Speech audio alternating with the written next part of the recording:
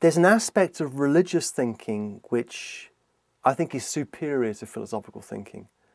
And this appears historically with the person of St. Augustine and Augustine's Confessions. And the centre of Augustine's Confessions are three deaths: death of his friend, death of his mother, and the death of his son. It's the death of his mother that's this key death. And what you get in Augustine and elsewhere in the Christian tradition is this extraordinary meditation on grief, right? on mourning, and the way in which grief, if you like, defines what it means to be human. You know, a human life can be punctuated in terms of a series of acts of grief: death of a parent, a mother, a father, or a child, or whatever. These things structure what it means to be a self, but they do it by tearing us apart, by really sundering us. And the religious tradition has got particularly the Christian tradition has got is much better on that than the philosophical tradition. What I don't like about the idea of the philosophical death, although I defend it in the book, is there's a certain selfishness and, if you like, solipsism at the heart of it. You know, it's about me, Socrates or Epicurus, dying well, my death, surrounded by my disciples. What this overlooks is the fact that death comes into the world to us through the deaths of others. And so this question of grief, I think, is a key thing. And that's something I want to work on more in the future, because that's the question of love, the relationship between death and love. You know, the deaths that really, you know, in a sense, you could say perhaps finally that my death isn't so important. It's the deaths of those that we love that are truly important. And how do we think about that? A very revealing issue in this regard are our attitudes towards suicide. And our attitudes towards suicide are really still completely coloured by Christianity. In the ancient world, it was no ignominy to kill oneself. Certain people, it was a noble death if it was done in a noble way. Often it was required of one. Seneca was asked to kill himself by his employer Nero, which is not the sort of employer you want, but there we are. But suicide was no shame. The idea that begins with Christianity is the idea that death is something, that life is something given, right? Over which one has no dominion. It's something given over which one has no dominion. Therefore, to take one's life is to, as it were, assume the role of God. Right?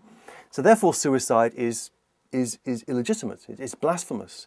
And we're still very much stuck with those sorts of debates. Think back to the sort of the Terry Schiavo debate issue a few years ago. It seems to me that one thing that a meditation on the history of philosophy can allow one to think about is the fact that suicide should be something that is within everybody's power. I think it's a minimum of human dignity consists in the fact that one should have the right to take one's life. I mean, not willy-nilly, but in the right circumstances.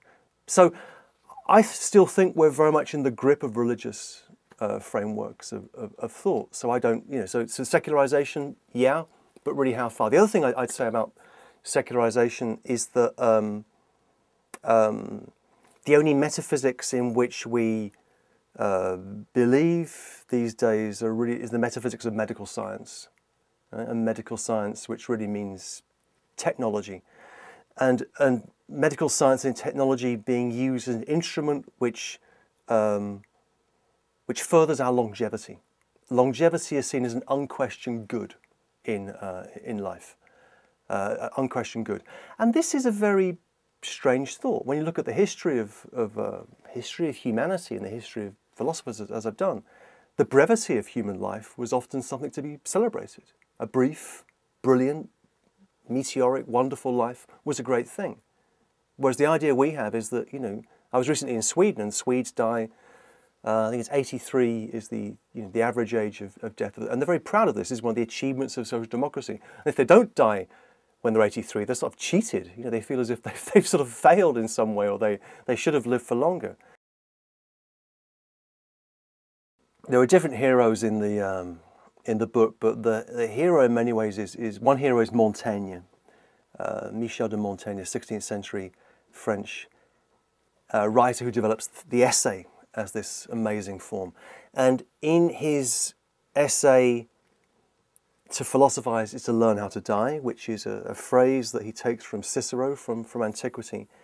He says a number of things, the line which I think sticks with me is the following. He says, he who has learned how to die has unlearned how to be a slave. He who has learned how to die has unlearned how to be a slave. And what that means is that that slavery consists in slavery to the fear of death. It's the fear of death that really enslaves us. And it's that fear of death that grips us and makes us want to believe that death is an illusion, or death is a passage to some afterlife, some immortality or whatever. Freedom, by contrast, consists in the acceptance of our mortality. And this is a very, I think, paradoxical conclusion, but for me very important. It's that freedom consists in the acceptance of the determination of our life by necessity. Right? The one thing that gives life meaning is this certainty of death, this frame, and without that, life would rapidly become meaningless. Look at the following example. Look at the what if we had immortal life here on Earth? I think if we had immortal life here on Earth, life would soon become meaningless. And there's a very good literary example of this from Gulliver's Travels, from Book 3 of Gulliver's Travels.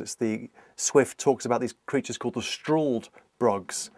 And the Struldbrugs have immortal life on Earth, and they're marked with a red spot in the middle of their forehead. And he shows them slouching against walls, sort of having lost the will to live many generations previously, lost the use of language, lost any sense of the purpose and point of life. So immortal life on Earth would rapidly become meaningless. I think immortal life would also be rapidly become rather boring if we were conscious. So the big message of this is that a free human life consists in accepting our mortality and affirming our life in relationship to that mortality. At the end of the book, I try and talk about the idea of Critchliness, and I go back to and this is a theological idea. The theological tradition is full of fascinating things when it comes to mortality. But the idea of being a creature was usually seen as being a creature in relationship to a creator, namely God. But what I take from that idea of being a creature is that we're dependent. We're not, as it were, we're not RoboCop. We're not self-sufficient beings. We are creatures who are frail and dependent upon others, and that's what we have to accept. I think human history, particularly history of the last few hundred years, is full of delusions of omnipotence through technology, usually some point in the future, let's say 15 years away, somewhere that's not quite now, but not quite that far away. And I think that's a great pity. I mean, fantasies of artificial intelligence, fantasies that will be of cloning and all the rest. I mean, the fact is that what it means to be human is to be a frail creature that suffers, that loves, that has extraordinary range of emotion and creativity, and a creature that dies.